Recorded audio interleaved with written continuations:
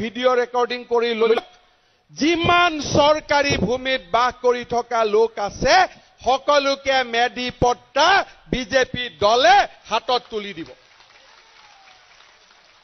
আমাক মাটিৰ অধিকাৰ লাগিবই, লাগিবনে নাই? আৰু ৰাইজ বিজেপি দলে আৰু মই আপোনালোকক প্ৰতিশ্ৰুতি দিছো, মই যদি মাটি কিনা বেচা কৰিব খোজো 15 পৰা 30 দিনৰ ভিতৰত এছডিচিয়ে পাৰমিশন দিব লাগিবই।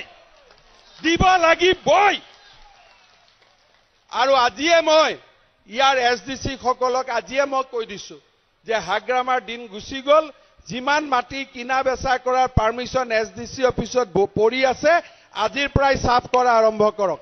আমি সকলোকে পাৰমিশন দিব লাগিব। আৰু যিমান মানুহ চৰকাৰী ভূমিত বহি আছে তেওঁলোকেও মেডি পট্টা পাব লাগিবই। শ্ৰদ্ধা ৰাইজ, টকা নিদিয়াকৈ আমি অৰুণোদয় পাব লাগিব। যদি বিপিএফ চৰকাৰৰ দিনত অৰুণোদয় আমি উলিয়াই দিলোহেঁতেন, খাই বৈ শেষ কৰি দিলেহেঁতেন। হাগ্ৰামা মহিলাৰীয়ে কয় মোক আকৌ এবাৰ চিএম পাতক। আৰে ভাই 17 বছৰত ইমান খালি, হাতীৰো পেট ভৰ্তি হৈ গৈছে, তহঁতৰ পেট ভৰাই নাই নে? আৰু খাব লাগে নে? এটা মানুহে যদি 17 বছৰ খালি খায়ে আছে, এতিয়াতো উলিয়াবৰ সময় হল নহয়, এতিয়া খাই কি কৰিব আৰু? কিন্তু এওঁলোকে কৈ আছে যে আমাৰ পেটটো হাতীতকৈ ডাঙৰ আৰু 10 বছৰ মান খাব ইচ্ছা আছে। আপোনালোকে সেই সুযোগ নিদিব। শ্ৰদ্ধা ৰাইজ, এই নিৰ্বাচন অতি গুৰুত্বপূৰ্ণ নিৰ্বাচন। বহুতে ভাবিছিল যে এই নিৰ্বাচনত গণ্ডগোল হ'ব, কিবা গণ্ডগোল হ'ব, কোনবাই গণ্ডগোল কৰিব। মই সিদিনাখনে ফকিৰা গ্ৰামত কৈ গৈছিলো যে গণ্ডগোল কৰাৰ কাৰো সাহস এইবাৰ নাই, কাৰণ দিল্লী আৰু দিছপুৰত কংগ্ৰেছৰ চৰকাৰ নাই, বিজেপিৰ চৰকাৰ আছে। ওদালগুৰিত শান্তিপূৰ্ণভাৱে ভোট হৈ গল, বাস্কাত ভোট হৈ গল, মানুহে নিজৰ মতে ভোট দিছে। আৰু ফকিৰা গ্ৰামতো মানুহে নিজৰ মতে ভোট দিব, কোনেও আমাক ধমকি দিব নোৱাৰে। এতিয়া বিজেপিৰ চৰকাৰ, আমি কোনো দ্বিতীয় শ্ৰেণীৰ নাগৰিক নহয়। বিটিচি আমাৰ সকলোৰে, এখন বিটিচি সম অধিকাৰ আৰু সকলোৰে সমান অধিকাৰ, সমান প্ৰিভিলেজ আৰু আমাৰ সকলোৰে সম মৰ্যাদা। এই বিটিচিত কোচ ৰাজবংশীৰ পৰা বড়ো, অসমীয়া, বেংগলী, বিহাৰী, খ্ৰীষ্টিয়ান, হিন্দু, মুছলমান আমাৰ সকলোৰে সম অধিকাৰ আৰু সম মৰ্যাদা থাকিব লাগিবই। আমি ইয়াত দ্বিতীয় শ্ৰেণীৰ নাগৰিক নহওঁ। আপোনালোকে নিজে চিন্তা কৰক। আগতে বিটিচিৰ ইলেকশ্যনৰ আগত বন্দুক পাৰ্টি আহি কৈ যায়, ঐ চাবি দে অমুকক দিবি, নহলে দিগদাৰ আছে। কিন্তু এইবাৰ মোদী আছে, এই বন্দুক পাৰ্টিয়েও জানে যে মোদীৰ লগত ধেমালি কৰি লাভ নাই। পাকিস্তানতে বোমা মাৰি দি আমিনো কি হয় নহয়? সেইকাৰণে বন্দুক পাৰ্টিয়েও এইবাৰ আৰু ইলেকশ্যনত সোমোৱা নাই, যাকে ভোট দিয়ক দে। তাৰ মানে ৰাইজে মুকলি মনেৰে এইবাৰ ভোট দিছে। এই যে শান্তিৰ পৰিৱেশ কোনে ঘূৰাই আনিলে? বিজেপি চৰকাৰে ঘূৰাই আনিলে। এতিয়া শান্তিৰ পিছত বিজেপিৰ প্ৰতিজ্ঞা, প্ৰতিজন বিটিচি বাসীক সম অধিকাৰ আৰু সম মৰ্যাদা প্ৰদান কৰা হ'ব। এই প্ৰতিশ্ৰুতি মই আপোনালোকক দিছো। শ্ৰদ্ধাৰ ৰাইজ, আমাৰ শক্তি আশ্ৰমৰ উচ্চতৰ মাধ্যমিক বিদ্যালয়খনত বিজ্ঞান শাখা আছে। তেওঁলোকে কৈছে যে ডিগ্ৰীটো বিজ্ঞান শাখা দিব লাগে। তাৰ লগে লগে কৈছে শক্তি আশ্ৰম ৰাজ্যিক চিকিৎসালয়খন 10খন বিচনাযুক্ত কৰিব লাগে। 10খন নহয় 30খন বিচনাযুক্ত কৰি দিব। ঠিক আছে? আৰু এই ডিগ্ৰী কলেজতো আমি সায়েন্স ষ্ট্ৰীম দিয়াৰ ব্যৱস্থা কৰিম। সেই প্ৰতিশ্ৰুতিও মই আপোনালোকক দিছো। আজি সম্পক দে মোক লৈ গল গাঁৱৰ ভিতৰত, ৰাস্তা ঘাটৰ অৱস্থা নাই। সম্পকক জিকিব দিয়ক।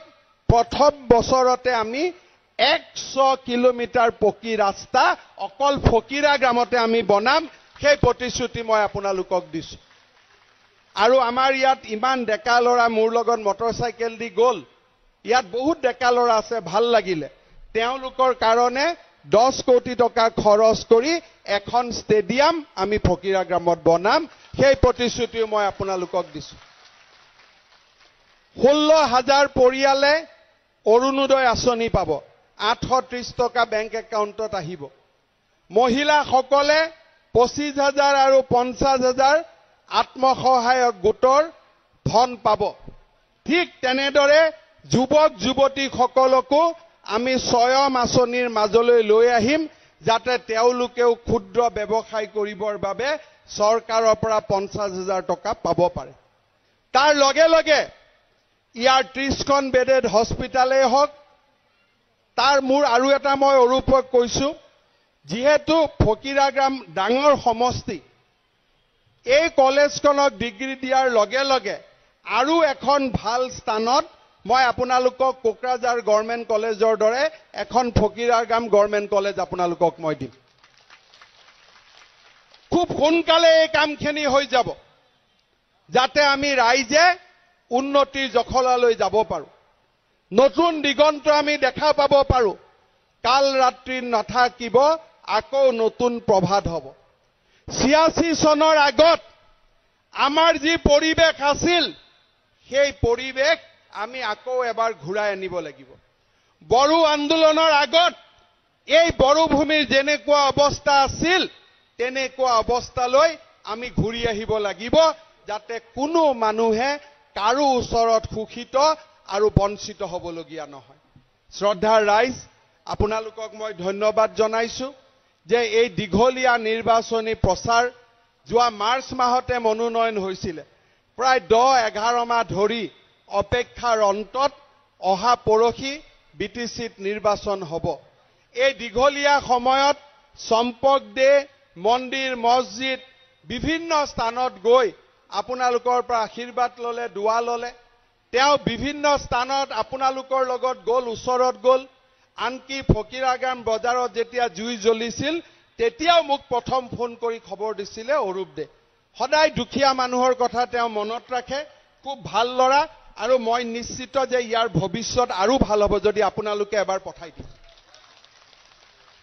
যেতিয়া মই জালুকবাৰীত এমএলএ জিকিছিলো তেতিয়া কোনেও ধৰিব পৰা নাছিল যে এই লৰাজনে গৈ এদিন অসমৰ 4বাৰকৈ মন্ত্ৰী হ'ব কাৰণ তেতিয়া মোৰ একো নাছিল কিন্তু জালুকবাৰী ৰাইজে মোক মৰম কৰি আগুৱাই দিছিল যে তোমাৰ মাজত কিবা এটা দেখিছো তুমি আগুৱাই যোৱা ঠিক তেনেকে মই ভাবো অৰূপ দেৰ আজি বয়স আছে আপোনালোকে যদি তাক ভালদৰে আগুৱাই দিয়ে গছ এডাল পুলি ৰুব পানী সাৰ সব দিব এইটো ডাঙৰ গছ হৈ যাব এসময়ত আৰু অৰূপ দেৰ ভৱিষ্যত আছে যি ধৰণে কষ্ট কৰিছে তাৰ পৰা মই ক'ব পাৰো অৰূপ দেক যদি এবাৰ আপোনালোকে জিকাই দিয়ে পিছলৈ আৰু ঘূৰি চাব নালাগে এই ফকিৰা গ্ৰাম সমষ্টি এটা জাকত জিলিকা সমষ্টিলৈ ৰূপান্তৰিত হ'ব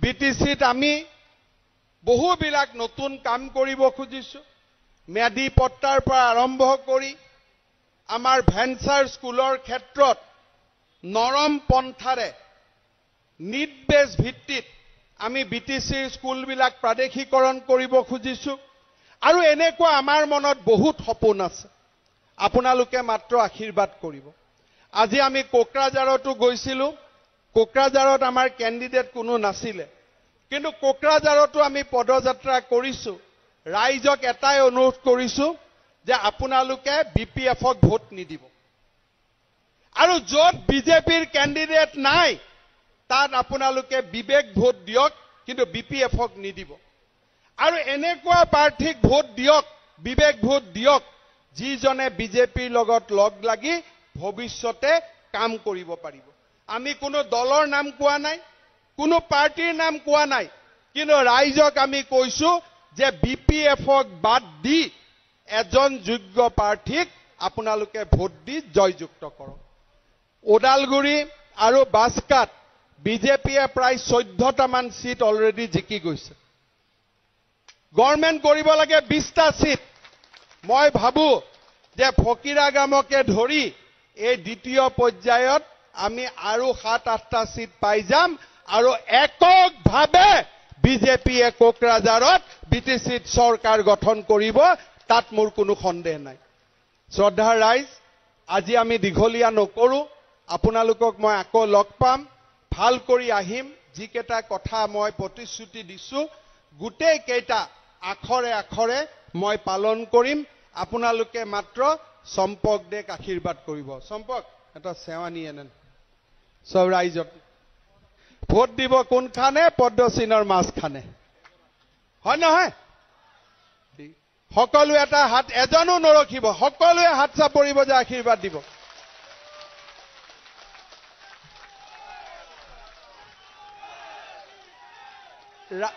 ৰাইজক মই আৰু এটা